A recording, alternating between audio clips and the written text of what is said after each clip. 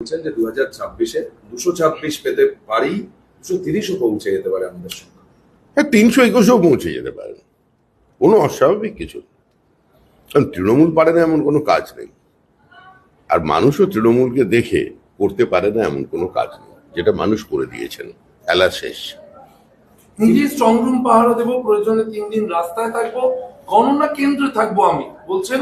আসলে পঞ্চায়েত নির্বাচন, মিউনিসিপ্যালিটি নির্বাচন, কর্পোরেশন নির্বাচন, এই নির্বাচনগুলো তৃণমূল কংগ্রেস যেভাবে করেছে, তৃণমূল কংগ্রেস মনে করে যদি এভাবেই করে ফেলে, সেই জন্য সমস্ত বলছে এগুলো শুধুমাত্র নিজের কর্মীদের গণনা কেন্দ্রে নিয়ে যাবার জন্য একটু বুস্ট আপ করানো হচ্ছে, এর বেশি কিছু নয়।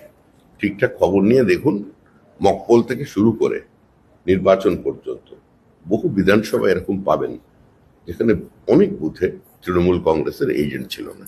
অধীর চৌধুরী বলছেন যে সরকারের বিরুদ্ধে মানুষের প্রবল ক্ষোভ ছিল, সেই ক্ষোভ দ্বিতীয় দফায় ভোটেও আছড়ে পড়েছে। মমতা বন্দ্যোপাধ্যায়ের বিরুদ্ধে প্রচুর ভোট পড়েছে। তৃণমূল 40 ভোট পেলে বিরোধীরা 60 ভোট পেয়েছে। ভোটের ফল নিয়ে পলিটিক্যাল বার্তালাপ, সত্য ও বিতর্কের কণ্ঠস্বর।